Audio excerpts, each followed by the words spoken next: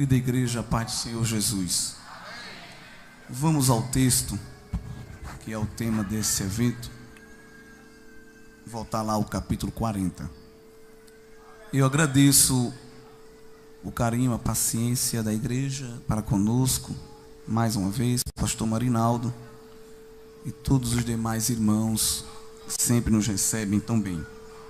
Meus irmãos, esse versículo é muito conhecido.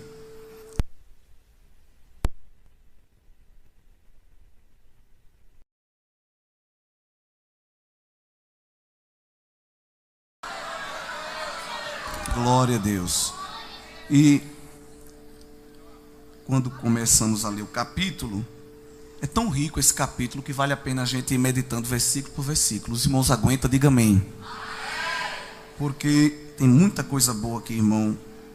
Vamos tentar, na dispensação do Espírito, entender. Aqui há uma promessa de Deus dada a Isaías, para relembrar que o povo que estava no exílio, no cativeiro babilônico, o tempo da prova estava chegando ao fim e era tempo deles retornarem para casa.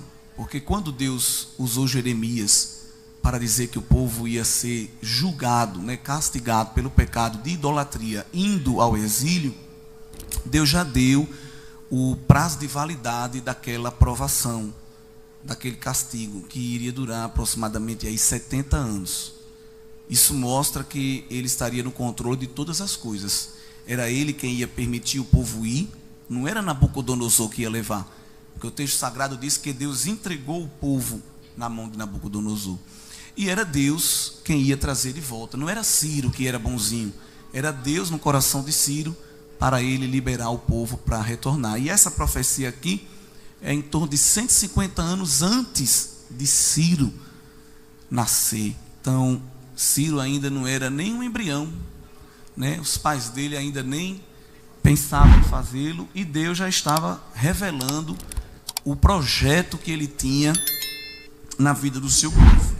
E o primeiro verso, o Senhor dá uma ordem para que o seu povo seja consolado.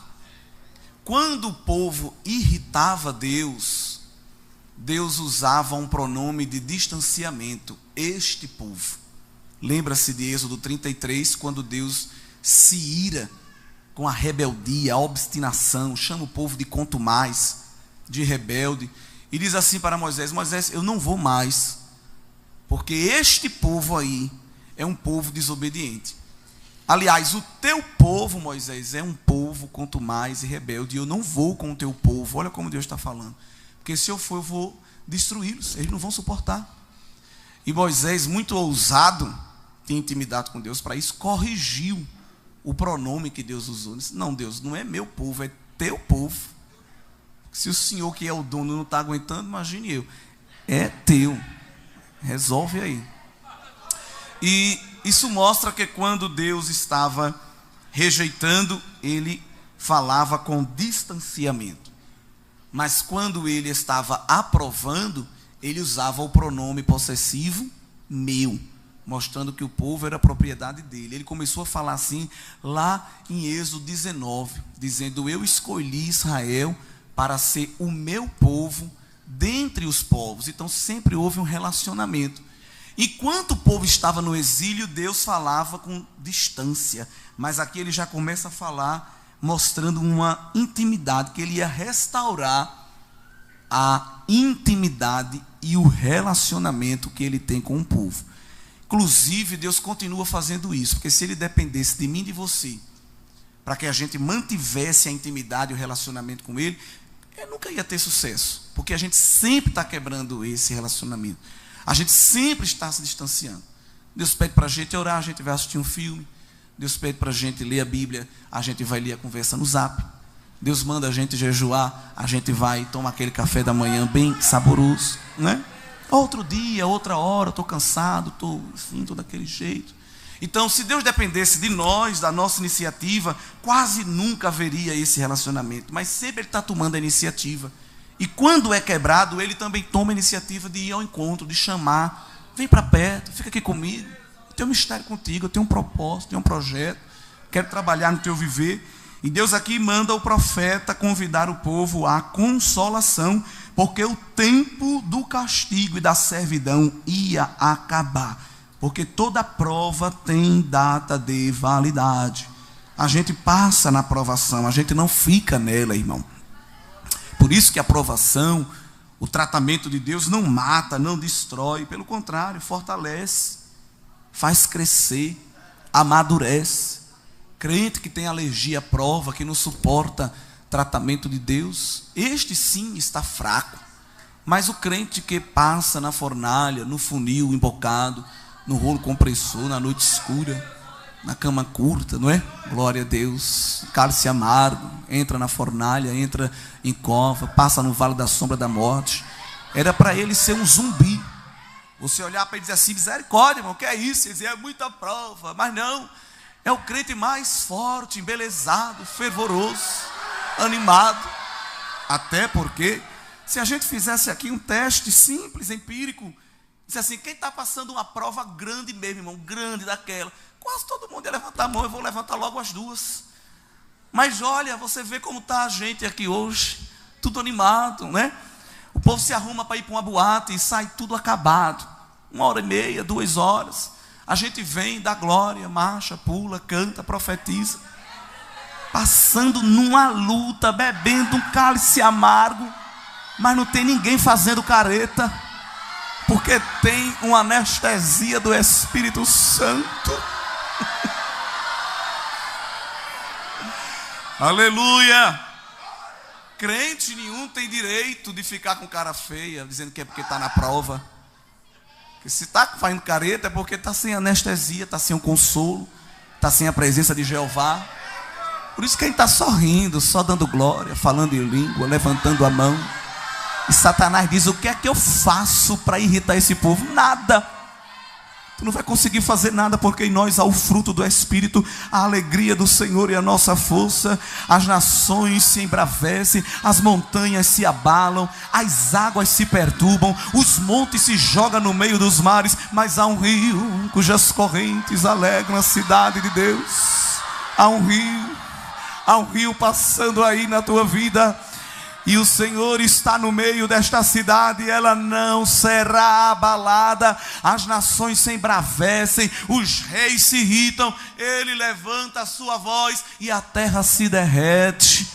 Ei, que é isso? Que é isso? Pare! Aquiete-se. A gente às vezes lê Salmo 46 e diz aquele texto para outro irmão, mas aquilo não é Deus falando para o crente, é Deus falando para as nações ferozes. Ei, se aquiete! Me permita usar uma expressão assim: baixe a bola. Está gritando por quê? Aquiete aí, espere aí, você vai saber que eu sou Deus. Eu serei exaltado entre as nações. Assim diz o Senhor. É o significado daquele texto. E Deus está dizendo ao povo: se anime, console e trabalhe para que viva o retorno do cativeiro. No verso 3: voz do que clama no deserto, preparai o caminho do Senhor, endireitai no ermo vereda a nosso Deus. Isso aqui era uma prática comum, um cargo que era chamado de arauto.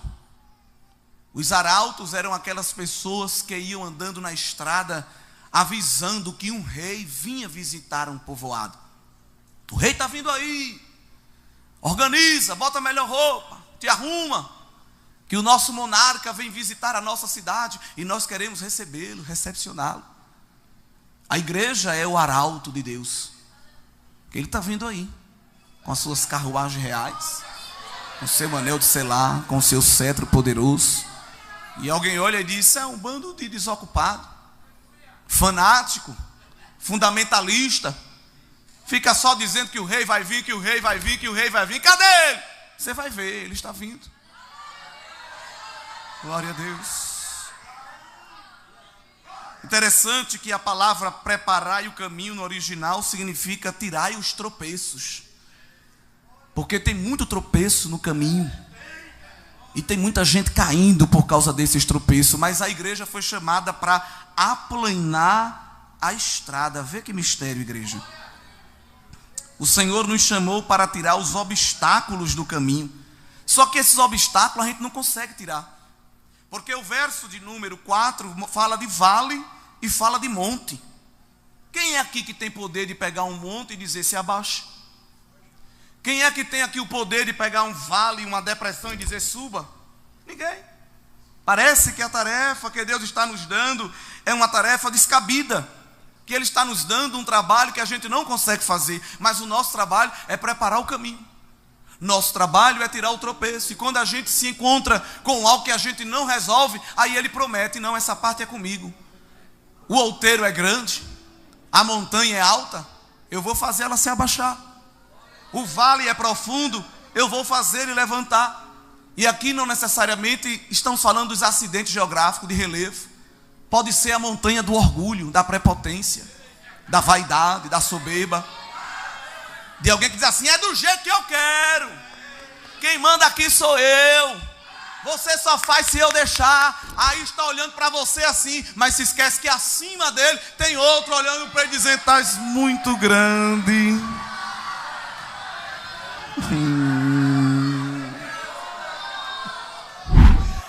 Às vezes é o vale da depressão, do desânimo, da covardia, da timidez, de alguém que não quer fazer, que está na depressão, na síndrome do pânico, na ansiedade. E desânimo, irmãos, é contagiante.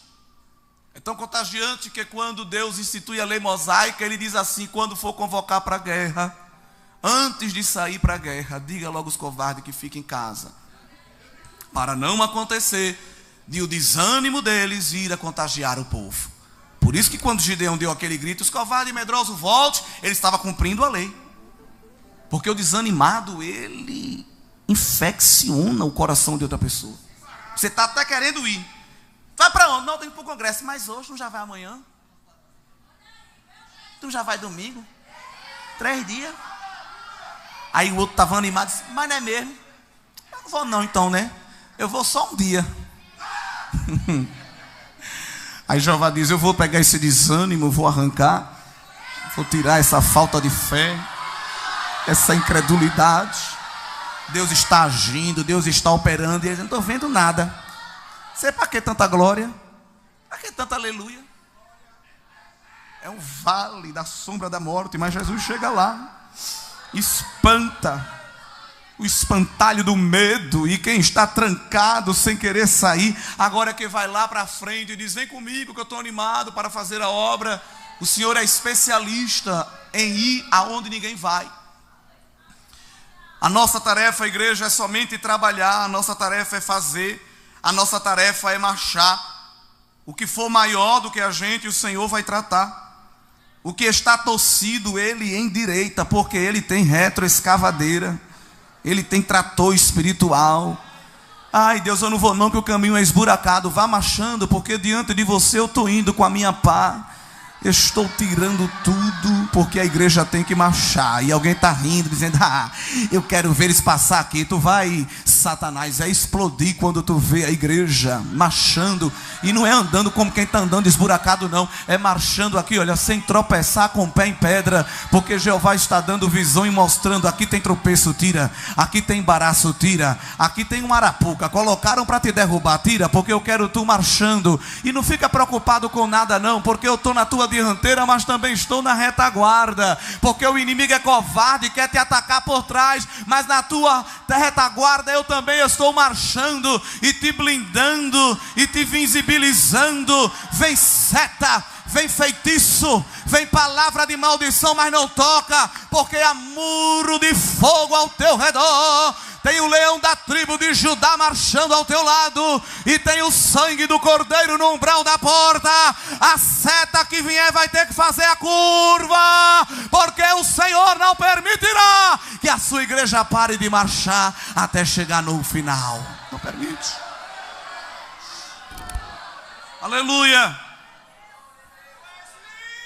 O verso de número 5 há uma promessa.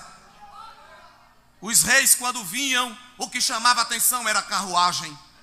O que chamava atenção era o pelo do cavalo, era o anel de selar, eram as pedras incrustadas no cetro. Mas esse rei, que é o rei dos reis, o que ia chamar a atenção era a sua glória. E a glória do Senhor se manifestará, e todos vão ter que ver. Toda a carne juntamente verá que foi a boca do Senhor que disse isso. Inclusive, Isaías ama o tema da glória de Deus. Porque só aqui no livro de Isaías, 37 vezes ele fala da glória do Senhor. Só no capítulo 66, tarefa de casa, leia o capítulo 66 ainda hoje, só ali ele fala 5 vezes da glória do Senhor. Glória que se cumpriu primariamente no retorno do cativeiro, cumpriu secundariamente na vinda de Cristo no seu ministério terreno, e vai se cumprir pela terceira e última vez, escatologicamente falando, quando Cristo vier no seu retorno glorioso. E Jesus é tão grande que ele não precisa de maquiagem, de roupa de marca, ele não precisa botar o cabelo para um lado para o outro, se lamber no gel, fazer qualquer coisa para se destacar. Porque ele não teve direito à maternidade, nasceu numa estrebaria. Ficou andando como nômade de um lado para o outro para fugir de um decreto de morte de Herodes. E escolheu morar numa favela. Exerceu o ofício do seu pai.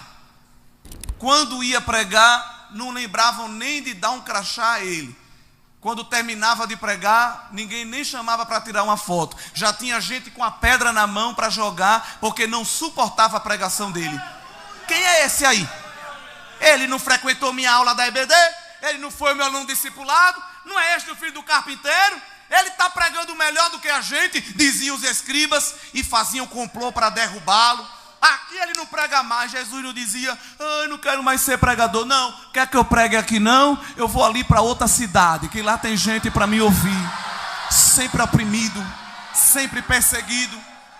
Tem gente deixando de vir para o culto porque não foi apresentado como visitante. E vai te converter, terra seca. Jesus foi chamado de lunático, foi chamado de charlatão, foi chamado de endemoniado. Era o linguarudo falando e ele pregando, era o murmurador reclamando e ele fazendo milagre. Agora tem uma coisa: quando ele chegava, demônio batia continência, o mar se acalmava, o vento parava, as enfermidades iam embora, porque ele veio para manifestar a glória de Deus na sua vida. Aleluia!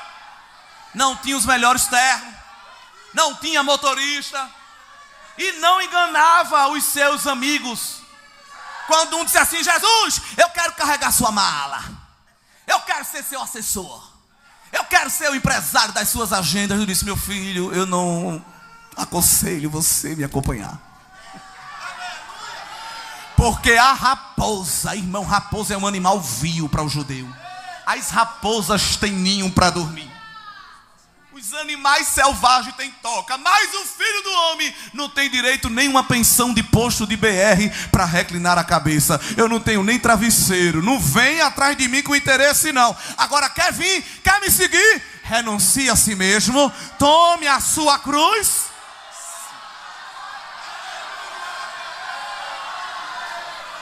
Aleluia. Glória a Deus. Foi convidado para um almoço, um jantar. Foi pessimamente recebido pelo anfitrião. Não lavou o seu rosto, não lhe beijou com ósculo santo, não lhe passou um hidratante por causa da caminhada no deserto. Se Jesus fosse essa geração de isopor de hoje em dia, ia se levantar e dizer: quero ficar aqui não, quero ser honrado. Mas ficou lá sentado. Porque Jesus não fica catando adoração, mendigando adoração não. Se você não adorar, tem outro. Aí lá vem uma mulher com um vaso de azeite.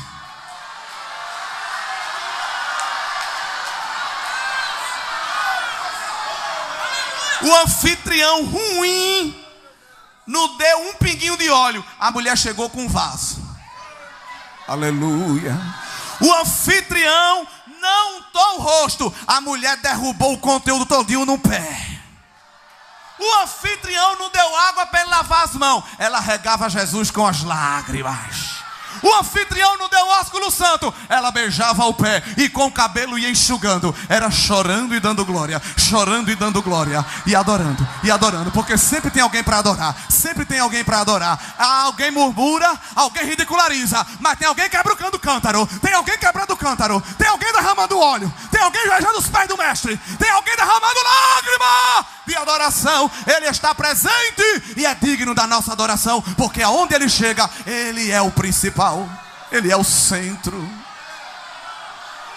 E ainda que alguém não queira que ele seja o centro, ele se torna o centro, porque ele não depende da afirmação de ninguém para ser. Dele é a primazia, dele é a prioridade. E a glória do Senhor se manifestará. Quando Jesus chega, tem glória de Deus revelada. Um culto onde o cantor, o pregador, o obreiro, a liderança, a mocidade, a banda ou qualquer outra pessoa tem a primazia, Jesus já foi embora dali. Eu glorifico a Deus porque aqui não é este caso. Fica aquele culto pesado, aquela coisa trancada, não sobe nem desce. Não sobe oração, não desce resposta. Não sobe adoração, não desce fogo. Você fica pensando, meu Deus, o que é isso? Que lugar é esse? O Senhor está aqui? E ele brada, não estou, porque não me querem. Mas uma igreja que sabe colocar Jesus no centro, como esta daqui, essa igreja é bom que o pregador não precisa mandar ninguém da glória. É uma igreja que gosta de glorificar. Aleluia. A atmosfera é outra. O ambiente é gostoso. Não dá vontade de ir embora. Aleluia. Mas de vez em quando ele gosta de se revelar. E no monte da transfiguração ele se revelou. Elias e Moisés apareceu diante dele. Deus, irmão, não dá a glória dele a ninguém. A gente tem um costume bonito, isso não é errado, de apresentar os visitantes. Eu fui apresentado, isso é honra. Mas ali no culto do mundo da transfiguração, quem fez as apresentações do visitante? E quando ele pegou o caderno, nem tchuiu para apresentar Elias e Moisés. Olha, está aqui conosco Elias, foi profeta, né? Passou ali por Sarepta, passou por Queridos, tem um vasto trabalho. Está aqui Moisés, liderou o povo, 40 anos de pastorado. Nem tchuiu.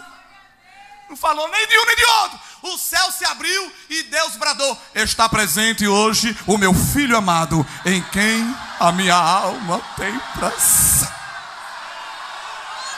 Glorifica Jesus nesta noite. Ele é digno da tua adoração. Ele está presente na tua vida. Ele está presente no teu altar. E quando a gente adora, a glória dele se manifesta. Ambiente tão agradável que Pedro disse: Senhor, deixa eu montar uma tenda. Monta 3. Uma para tu, uma para Moisés, uma para Elias. Ele nem se botou na conta. Porque tem gente que se você bota ele nesse banco, não bota naquele, ele não adora. Se ele sentar aqui, eu não sentar ali, eu não gosto. Irmão, quem adora, adora em qualquer lugar. Pedro não pediu tenda nem para ele. Eu fico até em pé, Jesus. Mas só ficar aqui nesse ambiente de glória. Esse ambiente está bom, esse ambiente está gostoso. A glória do Senhor se manifestará. Diga para seu irmão: quem tira o teu preço, vê a glória de Deus. Se a glória de Deus, irmão, não está aparecendo, é porque tem tropeço no caminho. Mas Jeová está te dando uma enxada e uma pá. Receba. Nessa noite não tem chave, mas tem pá e tem enxada e força no músculo. E ele está dizendo: eu vou mostrar a você onde está o tropeço. Arranque, viu? Arranque. Não tire um pedacinho não, arranque tudo. Mas é você andando e a minha glória se manifestando na sua vida. Assim diz o Senhor. Aleluia. Vós, verso 6, que diz: clama. E alguém disse: que é de clamar? O Senhor está dizendo assim: pregue. E alguém pergunta: qual é o sermão? E o Senhor não dá teologia coach, mensagem de autoajuda, porque a igreja não precisa de mensagem de autoajuda, a igreja precisa de ajuda do alto. É diferente. Tem mensagem motivacional. Olha o sermão da pregação que Jeová quer que a gente pregue ainda hoje. Verso 6: toda carne é erva, e toda a sua beleza como as flores do campo. Seca-se a erva, caem as flores, soprando nelas o hálito do Senhor. Quem é esta erva? Na verdade, o povo é erva. Sabe quem é essa erva? Você, eu. Um pedacinho de mato que não suporta nada. Deus, irmão, para tratar, não precisa nem dar um peteleco ou um empurrão. Ele só sopra. O hálito de Deus. O vento é o hálito de Deus, diz a Bíblia. O trovão é a voz de Deus. E os raios é a sua língua. Vê que mistério. Aliás, quando Jesus voltar com a igreja no seu retorno glorioso, ele não vai cortar laço, tirar a espada. soltar uma granada no anticristo. Ele vai vencer o anticristo somente com o seu hálito. Porque ele é tão poderoso que não queima cartucho com qualquer coisa, não. Pode ser bonito, pode ser rico, pode ser poderoso, influente. Mas se o hálito de Deus soprar, murcha. Deus aqui é comparado a um vento oriental, que quando soprava num campo verde, em menos de 48 horas, ficava marrom, seco. E tão seco que era o vento. Deus, para destruir os seus inimigos, não precisa de exércitos, embora Ele seja o Senhor dos exércitos. Ele só precisa soprar o seu vento. A erva seca, as flores são bonitas, mas caem. Mas a palavra do nosso Deus subsiste eternamente. Jesus disse: passará o céu e a terra, mas a minha palavra não há de passar. Jesus disse: ninguém vai tirar um jota, nem um tio, ninguém vai fazer remendo, ninguém vai botar emenda, porque a minha palavra é completa. Na verdade, a palavra do Senhor está nos céus, no trono de glória. A palavra de Deus não precisa estar no Louvre, no Museu Britânico, no Museu de História Natural, protegido por alarme, segurança. Quem guarda a própria palavra do Senhor é o próprio Senhor. Palavra que não murcha, palavra que não envelhece, não perde a validade. Por isso que a igreja se reúne para ouvir palavra. Porque ela é imutável, ela é eficaz, é inerrante, é infalível, é poderosa. A palavra é água, é fogo, é pão, é leite, é mel, é escudo, é espada, é bisturi, é martelo. O que é que você precisa? Se for uma pedra bruta, ela é martelo. Se for um câncer, ela é bisturi para arrancar. Se está amargurado, ela é mel para adoçar. Está fraquinho, é leite e é pão para te fortalecer. Está sujo, ela é água. Tem coisa ainda impura, ela é fogo para queimar. O que você precisa, a palavra de Deus tem, irmão. Deus tem para nós a sua palavra. Isso é suficiente. Não precisa de caixinha de promessa, de corinho de fogo, toque de pandeiro, voo de anjo, arrepio, arregalado de olho. Não, porque o anjo passou, eu senti a asa dele, a confirmação. Não precisa, está aqui a confirmação. Está aqui a profecia, está aqui o mistério. Glória a Deus. A palavra do Senhor subsiste eternamente. Tu, anunciador de boas novas, sobe ao monte alto. Tu, anunciador de boas novas, levanta a voz fortemente, levanta, não temas, e diz às cidades de Judá: eis aqui está o vosso Deus. Esta é a pregação que Deus quer que a gente pregue, colocando o homem no lugar do homem e Deus no lugar de Deus. Vivemos uma crise no mundo pentecostal. Boa parte das nossas pregações e das nossas canções é Deus a serviço do homem. É Deus fazendo alguma coisa só para nos alegrar. Na verdade, é nós que temos que nos esforçar para alegrar e agradar a Deus. Não é Deus que está correndo: eita, resolve isso, resolve aquilo, porque ela é meu xodó e eu quero ver ela sorrindo. Não, é a gente que está lutando contra a carne, contra o mundo, contra a morte espiritual, contra o pecado, para agradar a Deus. Ou se for para um culto e não tiver aí uma frase que Deus está fazendo isso ou aquilo, destruindo o inimigo que você não gosta, levando alguém para a UPA porque tocou em você, tirando da mão de quem tem para colocar na sua. Mas como não consigo parar, faltou alguma coisa, Deus não falou comigo.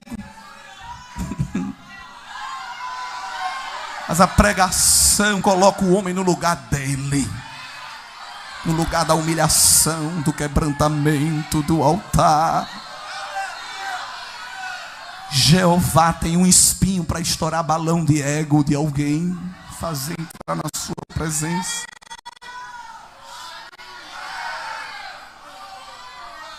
Pregue que o Senhor está vindo aí com forte, e o seu braço dominará. E ele está vindo com galardão e com salário, diz o verso 10. Esse galardão e esse salário aqui é o espólio da guerra, porque ele apresenta Jesus como um guerreiro. E essa guerra que estava travada com a Babilônia, porque a possessão de Deus foi parar na mão da Babilônia.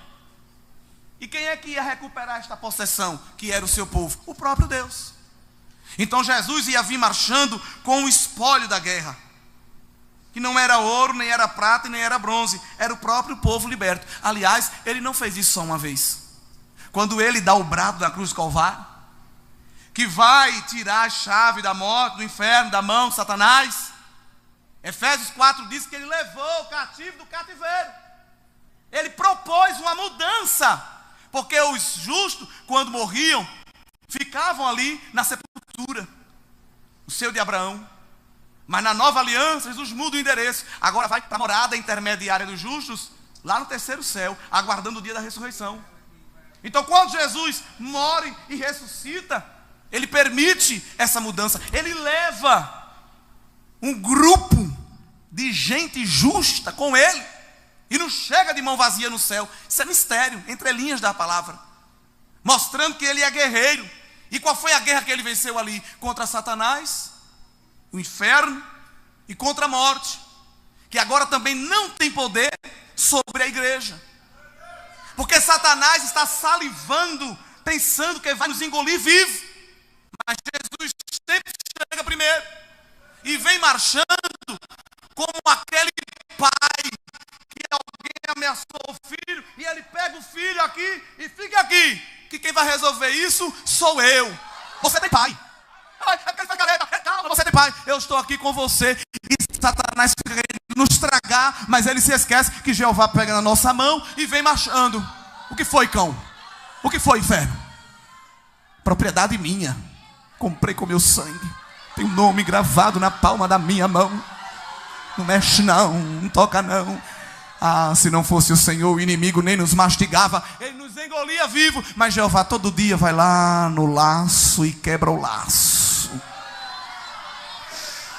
Ele não só é guerreiro, o verso 11 também apresenta ele como pastor que apacenta o rebanho, que recolhe os cordeirinhos no braço e os leva no regaço. Olha que pastor amoroso. E aqueles que amamentam, ele guia com mansidão. Essa é uma profecia que Ezequiel repete no capítulo 34, mostrando que o tempo dos mercenários se acabará. E nós já temos vivido esta bênção, porque Jesus é o bom pastor que dá a vida pelas suas ovelhas. Se nós dependêssemos talvez de alguém, diria assim: você que se esforce, que lute. O mundo é do mais forte, é a luta pela sobrevivência. Jesus não diz isso. Ele se coloca na porta do redil e diz à ovelha: fique tranquila aí, pastando pasto verde, bebendo água tranquila, porque quando o predador vier, eu lhe protejo. Você é tão simples e ingênua que não vê o perigo se aproximando, mas eu estou aqui, ó, com olhos como chama de fogo ao teu redor, só observando o que está acontecendo.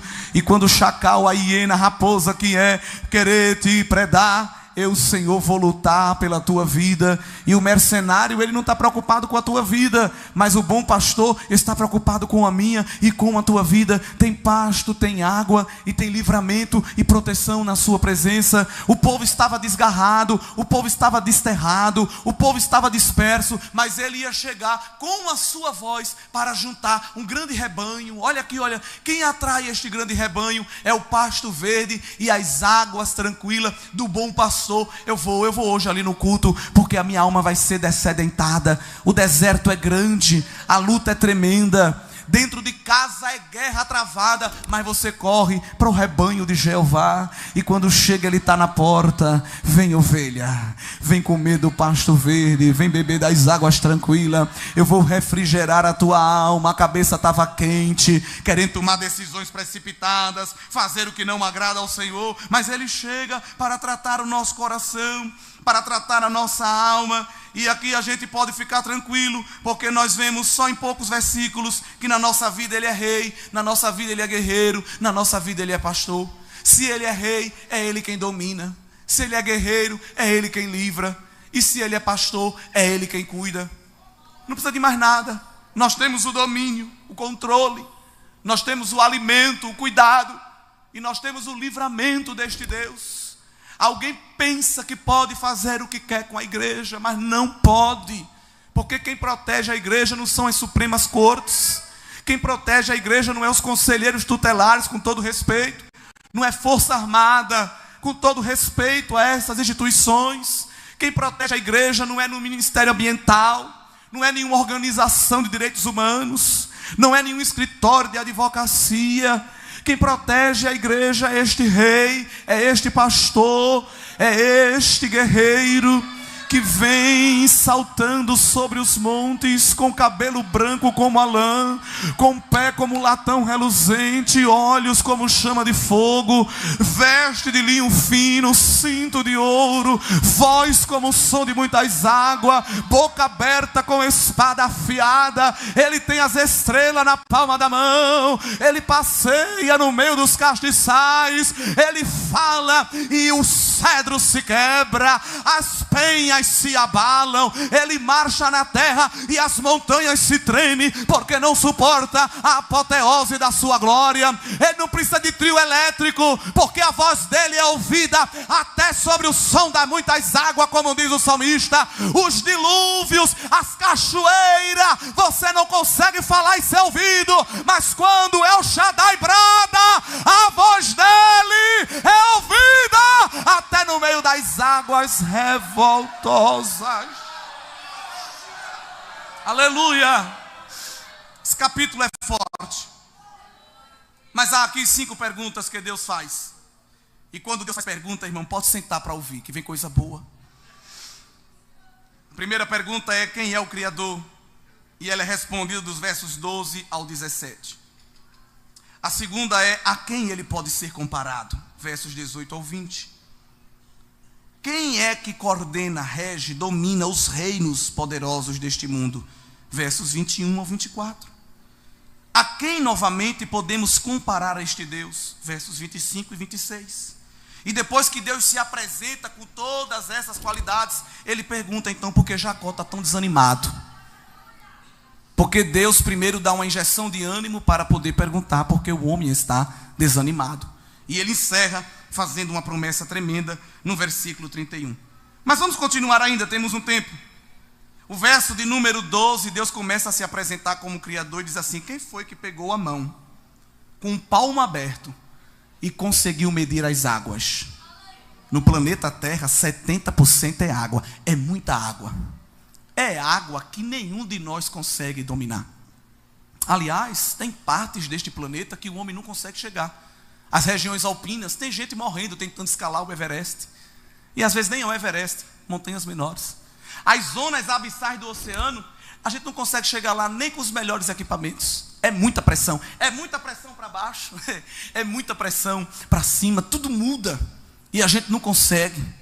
A gente fica procurando vencer os nossos limites, mas há limites. Quem colocou foi o Senhor. Mas ele disse: eu não sou limitado. Eu pego as águas com um punho, com um palmo assim. Pego as águas da terra assim, ó, Deus está dizendo.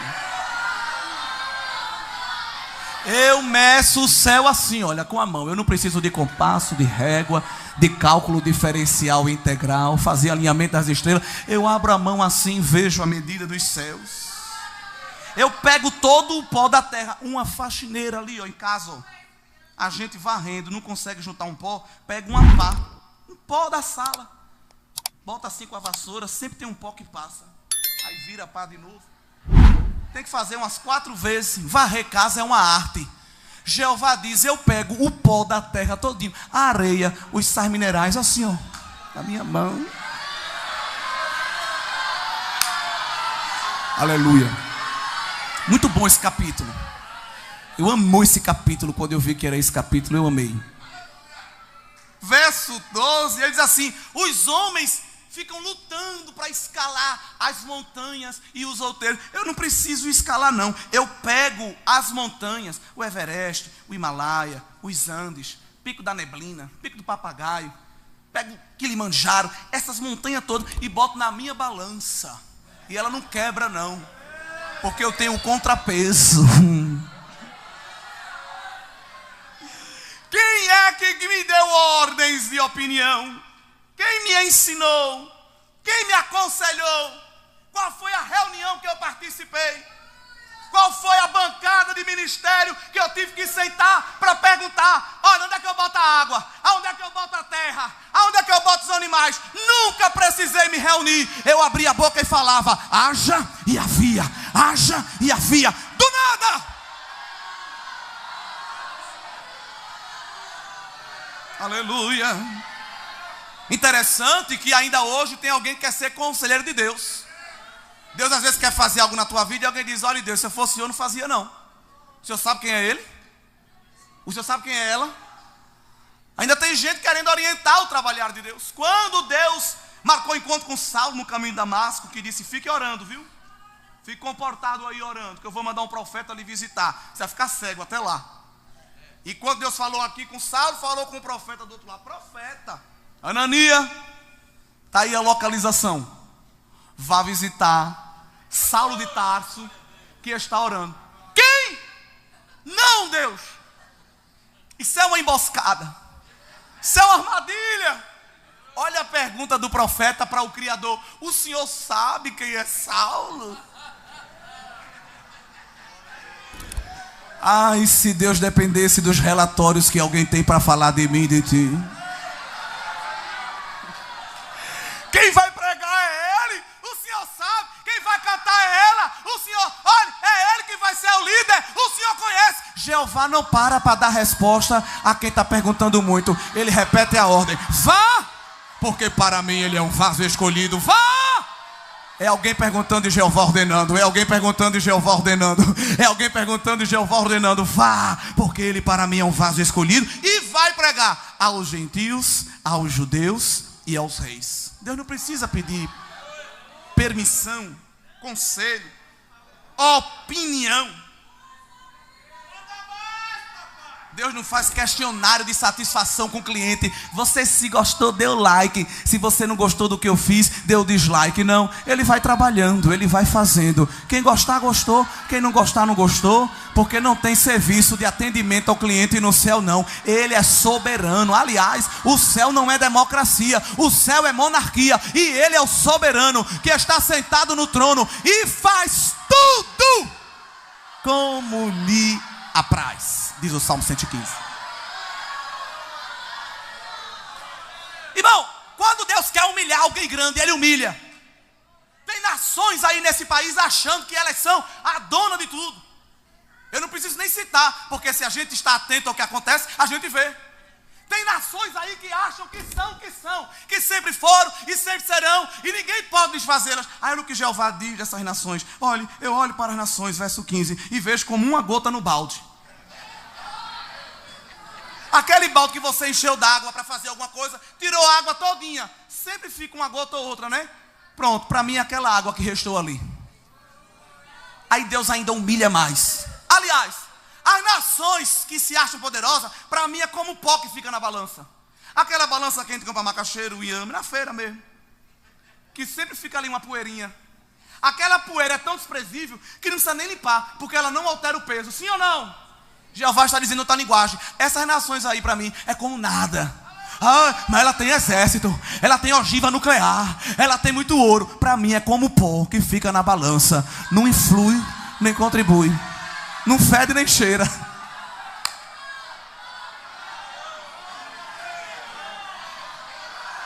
Aleluia, aleluia, aleluia.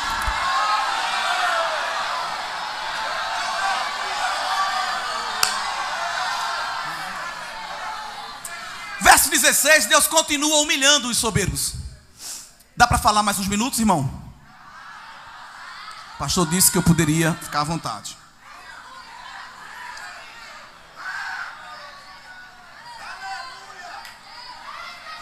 Cedro do Líbano, melhor madeira. Líbano tinha as melhores florestas. Muito animal e muita madeira. Quando alguém queria sacrificar para algum deus e precisava de algum animal, ou precisava de alguma madeira para fazer fogueira, ou para fazer mesmo as imagens, cultura, corria para lá, porque era uma floresta densa. Aí Deus humilha de novo. Deus diz: eu sou tão grande que se vocês pegar a madeira todinha que tem no Líbano, para mim é como uma fogueirinha. Não satisfaz o culto que eu quero. Transpondo para o dia de hoje. Está pensando que porque você deu 2 glória a Deus no começo do culto e só mais um no final, você já me adorou? Foi isso? Para mim não é nada. Porque quando pastor Roberto diz que muita glória não é, pouca glória não resolve. Tem que dar muita glória, porque pouca não resolve. Ele costuma dizer isso. Não é porque eu já dei 2 glória a Deus, cantei um hino da harpa, Levantei na hora da leitura e fechei o olho na hora da oferta.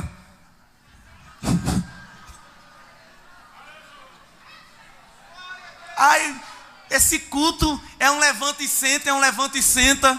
Se a gente ficasse o culto todinho aqui, olha, 2 horas, em atitude de adoração, ainda era pouco. Porque a gente sempre está no débito. Oi, irmão, vou levantar a adoração que eu já passei meia hora de joelho.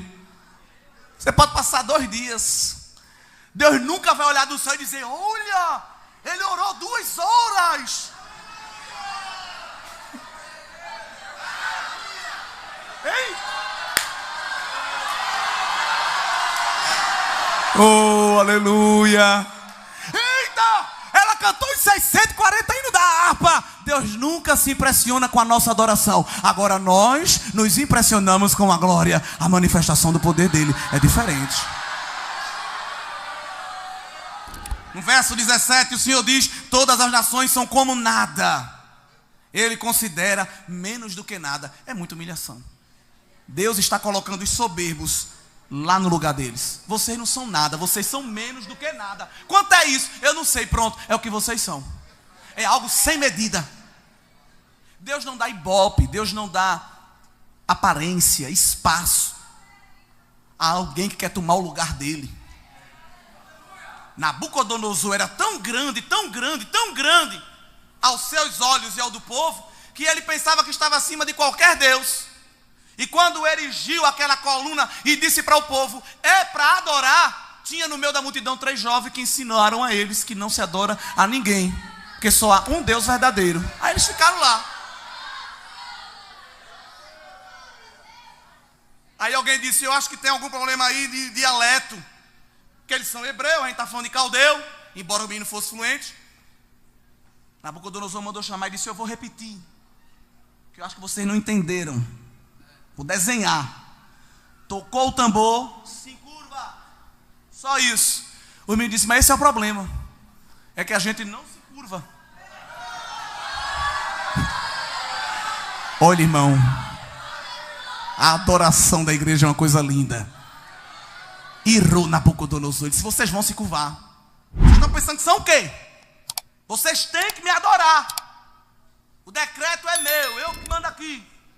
Até aí tudo bem, mas aí ele entrou num patamar que ele não podia. Disse: quem é? O Deus dos céus que pode vos livrar. Ele disse: sobre este negócio não necessitamos te responder, ó rei. Agora o Senhor mexeu numa casa de maribondo. Olha, enquanto o Senhor estava afrontando a gente, tá legal. Mas agora o Senhor falou, ele sabe se defender sozinho. Ele não precisa que a gente colhe assinatura digital para ele se defender, nem queimar pneu na BR não. Ele vem pessoalmente. E veio! Aleluia. Por isso que no verso 18 o Senhor pergunta: a quem, pois, fareis semelhante a Deus? Ou com quem o comparareis? Com imagem, com escultura? Com obras de ouro, de prata? A idolatria, irmãos, é algo que desagrada a Deus. Nós temos levantado os nossos ídolos. Os nossos não são de marfim, nem de prata, nem de madeira. Os nossos são de carne e osso. Às vezes é um filho. Às vezes é um cônjuge, um amigo. Tem pessoas que idolatram carne e osso. Às vezes é um cantor, às vezes é um pregador, é um profeta. Se fulano vier, o trabalho hoje é bom. Pelo amor de Deus. Fulano não veio. Ai, Deus, faça qualquer coisa, só não toque nele. Ele é tudo que eu tenho, minha razão de viver. Acabou de blasfemar. Deus não aceita que ninguém tome o lugar dele. Por isso que no verso 21 ele disse: não sabeis, não ouvis, ninguém vos deu ciência, não observasse os fundamentos da terra. Olha Deus convidando o homem a olhar para a natureza. Ele está sentado sobre o globo da terra. Ele vê os homens que estão aí, olha, dando suas canetadas, criando os seus decretos, dando as suas declarações. Ele vê todos como gafanhotos, como insetos. Ele estende o céu como quem abre uma cortina, uma persiana. Ele abre e fecha o céu. Ele muda o tempo e as estações. Ele faz rebuliço dentro de rebuliço. Ele pega quem está em cima, bota embaixo. Ele pega quem está embaixo, bota em cima. Ele tira da frente, ele bota atrás. Ele pega atrás, bota na frente. Ele pega do meio, bota no canto. Ele muda e não é mudado, porque ele é imutável.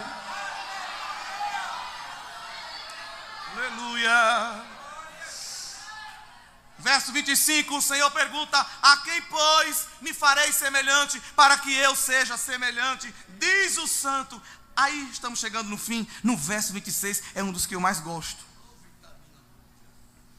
O Senhor convida o povo para levantar ao alto os olhos e ver quem criou estas coisas. Quem produz por conta o seu exército. Sabe de quem Deus está falando aqui? Das estrelas. Quando a gente estuda as estrelas, a gente vê como Deus é grande, igreja. Deus está conversando, falando da terra, falando da terra, falando da terra. Agora diz assim, ó, olhe para cima. Olhe para cima e veja quem criou este exército, que são as estrelas. Só na nossa galáxia nós temos 100 bilhões de estrelas. Lembrando que no universo há inúmeras galáxias. Só na nossa tem 100 bilhões. A gente olha para o céu e vê as estrelas assim, é praticamente junto. Mas a distância entre uma estrela e outra, distância média, é de 50 trilhões de quilômetros. Trilhões de quilômetros. A gente vê tudo perto, né? Isso é mistério. Mas a distância, os astrônomos já mediram. Se a gente entrar num ônibus espacial da NASA, do melhor, viaja em torno de 27 mil quilômetros por hora, ou 8 quilômetros por segundo. É muito rápido, irmão. Se a gente entrar num bichinho daquele, para sair do Sol, que é a estrela mais conhecida, e ir para a estrela mais próxima, a gente leva 200 mil anos de viagem. Para percorrer, não é o universo todo não, é de uma estrela na outra. Uma estrela na outra. Aliás, a maioria das estrelas que a gente está vendo brilhando, elas nem existem mais. Que é isso? É. Porque elas já se apagaram. Só que a distância que elas correm de lá até aqui, mesmo na velocidade da luz, quando a imagem chega, lá nem existe mais. Vê que coisa. É muito grande. Aliás, a distância entre as estrelas também é mistério. Porque se elas ficassem muito juntas, ela ia atrapalhar a órbita dos planetas. Porque tem estrela que é muito grande. Então Jeová, que não faz nada por acaso, embaralhou direitinho, colocou tudo bem distanciado, para que os planetas possam...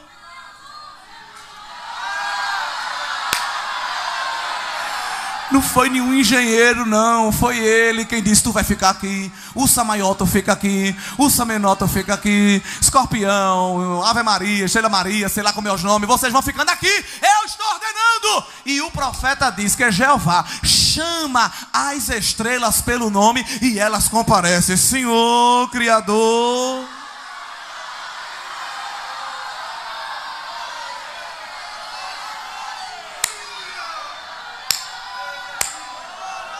Se vocês fossem fazer uma viagem no universo,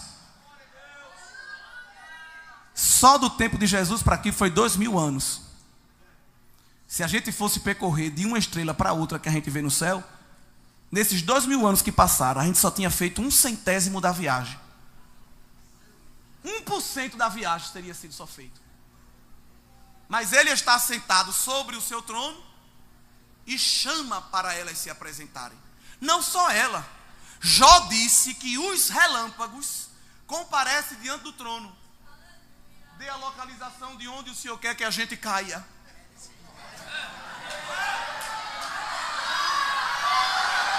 Aleluia. Ô pastor, obrigado pela sua paciência. Às vezes um pastor chega e diz: meu irmão, estou precisando de você naquele trabalho. Ah, Deus tem que falar comigo. Confirmar com 3 profetas. Mandar um anjo ou arcanjo pessoalmente, para eu poder aceitar o convite. Os raios comparecem diante de Jeová e obedece à órbita que ele ordena, sem questionar. Os raios. Deus vai mostrando que foi ele que fez tudo por causa da sua grandeza e pela força do seu poder. A crosta terrestre Se ela fosse mais grossa, o oxigênio não conseguia se fixar. Se ela fosse mais fina, o movimento das placas tectônicas e o movimento dos vulcões já tinha destruído a gente. Então Jeová botou a espessura certa. O vapor d'água que ninguém vê, mas está rondando a terra. Se fosse demais, a gente morria no famoso efeito estufa. Tudo queimado, de vapor d'água. Ninguém ia ver o fogo, mas ia morrer queimado. Se fosse de menos, a gente também morria. A disposição das constantes no universo, que alguém disse que foi o mero arranjo das moléculas, ou uma grande explosão que arrumou, e nós sabemos que não, foi o Senhor. Todas essas constantes foram milimetricamente calculadas por um ser supremo. Aliás, a posição do planeta Terra onde ele está, ele obedece a um S. Mais para cima ou mais para baixo, mais para a esquerda ou mais para a direita, a vida seria impossível. Jeová botou a gente na localização certa e disse à terra: não se mexa. Aliás, se mexa ao seu próprio eixo e ao redor do sol, mas é só nessa rota. Fique só aqui, ó, porque tem um povo aí que é o meu povo. A gente sobe no ônibus, uma freada, a gente só falta voar. A terra está rodando assim e assim sem parar e ninguém está se balançando.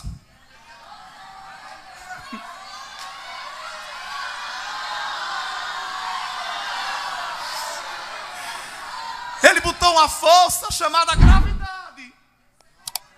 Se essa força fosse maior do que ela é, a gente não ia conseguir levantar um pé. Levantar a mão para dar glória ia ser impossível. Ele botou uma gravidade que dá para a gente levantar com facilidade. Tem uns que não levantam, imagina se fosse maior. Eu até queria dar glória, mas a gravidade não deixa. Aí ele botou na medida certa para a gente poder, olha, eu te louvo Jesus, eu te louvo Jesus, eu te louvo Jesus. Se fosse umas unidades de medida também menor, a gente não conseguia ficar sentado no culto desse, ia ficar todo mundo flutuando. Ele colocou tudo na medida certa. E ele vai descrevendo o que ele fez. Ele vai descrevendo o que ele fez. Ele vai descrevendo o que ele fez. Depois que ele fala tudo isso, ele se vira para Jacó e disse: agora me diga, por que você está desanimado? Por que está triste? Ah, é meu vizinho, é o meu tio, é meu inimigo, é meu cônjuge, é meu filho, é meu pai. É o irmão só do meu lado, fez uma careta, disse que eu não presto, disse que não gosta de mim. O Criador fez tudo isso. O resto é fichinha. Ele resolve no sopro, num toque, numa palavra. Depois que ele fala tudo isso, ele se vira para Jacó e diz: está triste por quê? Está preocupado com o quê? Eu sou o El Shaddai, o Todo-Poderoso, e eu vou lhe dar força. Porque alguém está querendo que você pare, mas eu estou renovando a sua força, porque você vai caminhar. Eu tenho todas as coisas no controle da minha mão, e eu conto com você. Você conta comigo, eu vou lhe usar, eu vou lhe tomar no meu mistério, eu vou lhe envolver na minha glória. E não se preocupe não, porque a vida ela cansa. A gente se preocupa e quer parar, mas eu sou aquele que dou vigor a quem está cansado. E eu não dou força não, eu multiplico. Se você tem, eu aumento ainda mais. E alguém diz: é agora que vai parar. Mas vem para um culto como esse, Jeová diz: recebe 3 vezes, 4 vezes, 5 vezes, não sei. Se tu subir uma montanha, agora vai subir colina também. Se tu cantava o hino, vai cantar 3. Se tu pregava 1 hora, vai pregar 2. Se tu orava meia hora, vai orar 4. Se tu jejuava de manhã, vai jejuar o dia todo. Se expulsava um demônio, vai expulsar a legião. Porque a tua força, ó, Jeová está multiplicando, multiplicando. Recebe força na goela para gritar bem muito alto que o meu nome é grande, que eu sou digno de glória. Recebe visão, recebe autoridade, recebe força na perna para tu marchar, subir a montanha, descer o vale, entrar no hospital, no presídio. É gente com medo de tanta coisa, mas Jeová dizendo à igreja: eu sou força, eu sou vigor, eu sou renovo, eu aumento a tua estrutura, a tua capacidade, eu te dou habilidade, porque há uma obra grande para ser feita pela tua mão, e é você quem eu vou usar, assim diz o Senhor Jeová. Multiplico as forças. E essa força que ele fala é uma força espiritual, porque Deus não depende de creatina, de batata doce com peito de frango, de guaraná do Amazonas, de gema de ovo para dar força a ninguém. Você pode ter o bíceps, o quadríceps, sei lá o que for, mas bem definido. Jeová não está nem aí para isso, porque ele não depende de músculo, Uns confiam em carro, outro em cavalo. Nós faremos menção, é do nome do Senhor Jesus. Uns encurvam-se e caem, nós porém estamos de pé. Porque o cavalo, ele é vão para a segurança, mas do Senhor vem o livramento, do Senhor vem o escape, do Senhor vem a estratégia. Alguém te olha como um graveto, mas Jeová te faz forte como o cedro e como a palmeira. É vento, é foice, é serra elétrica, é tanta coisa, mas quando o vento passa, está lá a palmeira, dando glória ao nome do Senhor. Até os jovens se cansam e se fatigam. Até os jovens caem. O profeta está dizendo: alguém que é símbolo de força pode ser esgotado, pode desanimar, pode querer abaixar as armas e desistir da caminhada. Mas o que espera em mim, eu renovo a força, porque eu sou a fonte de força. E o inimigo das nossas almas fica ali, olha, pelejando, dizendo: eu quero ver até onde ela aguenta. É hoje que eu dou a rasteira. É hoje que ele pendura as armas no salgueiro. É hoje que ele desiste desse negócio de uma Deb. É hoje que ela sai da igreja. É hoje que ele joga tudo para cima e sai correndo. Mas ele sempre chega atrasado, porque Jeová vai lá na veia e diz: recebe meu vigor, meu filho. Recebe a minha força. Eu estou pegando na tua mão direita e estou te levando para marchar comigo na terra. Vem comigo saltando a muralha. Vem comigo derrubando o gigante.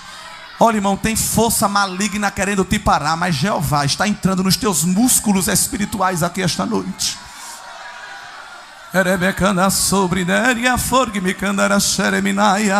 Há uma fúria contra esse jovem, contra essa menina, contra esse menino. Para o mundo você é só mais um, mas para Jeová você é um instrumento, você é uma bomba para explodir o inferno. E Satanás fica querendo te agarrar, te destruir, te dar rasteira. Mas Jeová chega primeiro e diz: não, ele é meu, eu dei força. Força.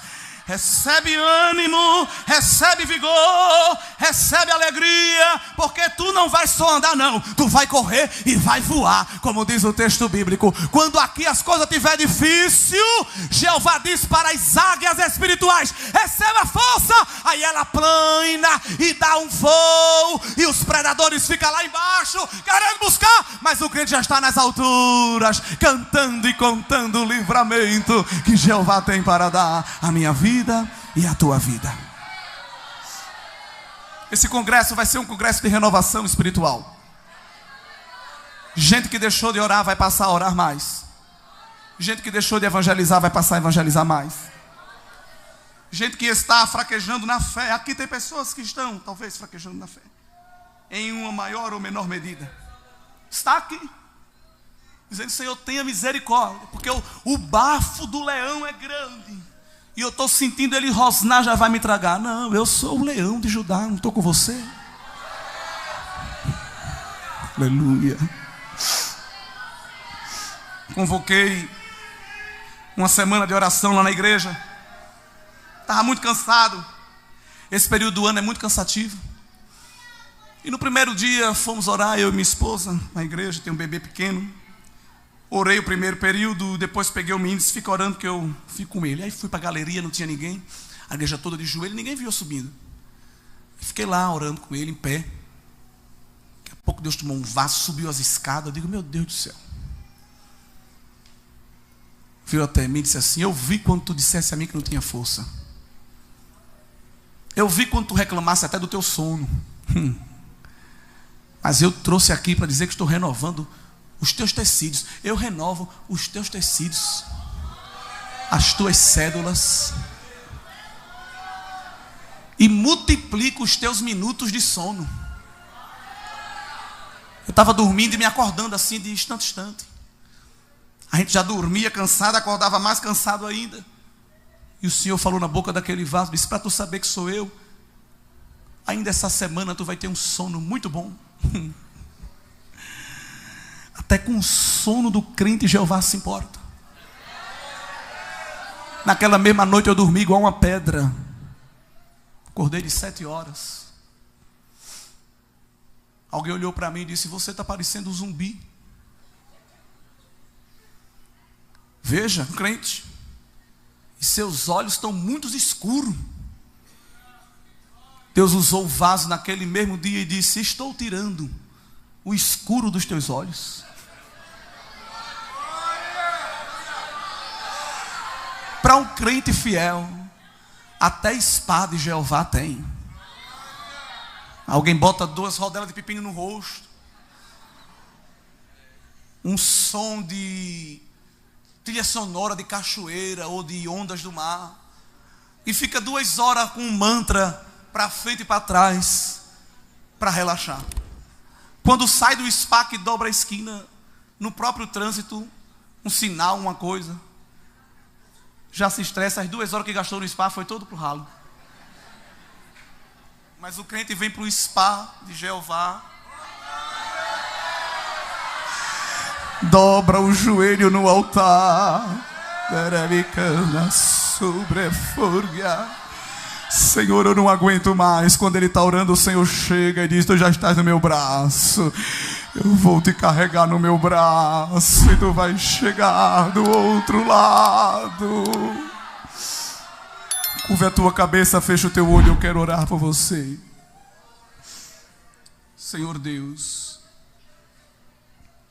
esta é uma noite de tratamento espiritual. Aqui há vidas preciosas. E o inimigo, Senhor, quer nos destruir. A estrada é esburacada.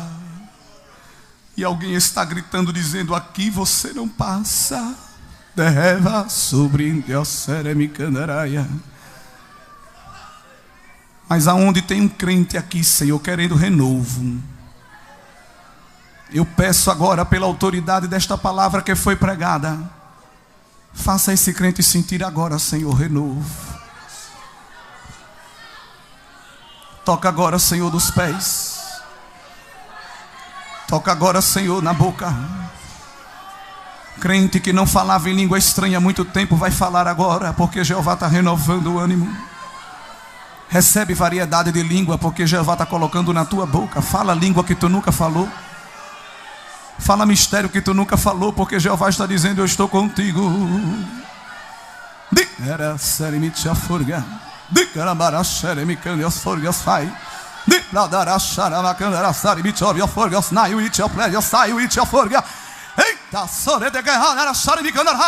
Alguém quer travar, alguém quer parar, alguém quer deter, mas Jeová está tirando a tranca, está quebrando o ferrolho, está tirando os grilhões e dizendo a você: marche, marche, caminhe, cante, profetize, evangelize, entre no meu mistério, se envolva na minha glória.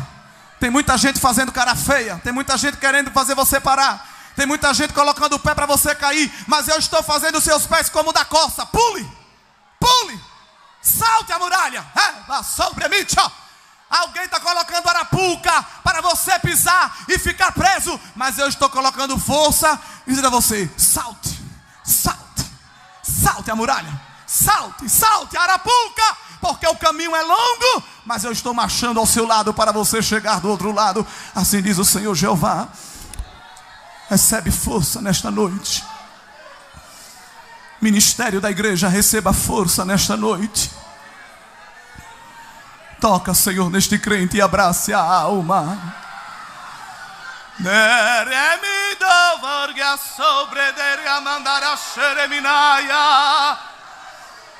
Este moço que está lutando contra a carne, esta moça que está lutando contra a carne e dizendo: Senhor, eu não aguento mais. É agora que Jeová está entrando em cena. Ele está afugentando. Eita, da suprime.